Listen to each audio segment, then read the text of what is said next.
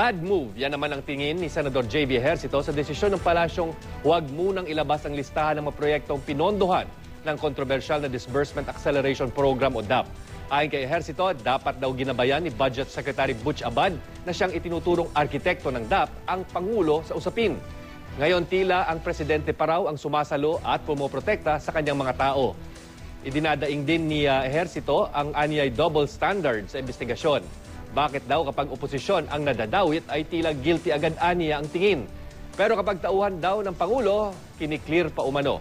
Samantala, posible daw dalawin ni Ejercito ang kanyang kapatid na si Senador Jinggoy Estrada na nakakulong sa PNP Custodial Center dahil sa kinakaharap na kasong plunder kaugnay ng pork barrel scam. Posibleng itakda raw ang pagbisita sa mga susunod na linggo kapag humupa na raw ang tensyon sa pagitan nilang magkapatid. Gayunman, magpapaalam daw muna siya sa PNP. May lumabas daw kasing balita na wala siya sa listahan ng mga regular na bisita ni Jinggoy. Paniwala ni Ejercito, hindi naman daw aabot sa puntong tatanggihan ni Jinggoy ang kagustuhan niyang bumisita.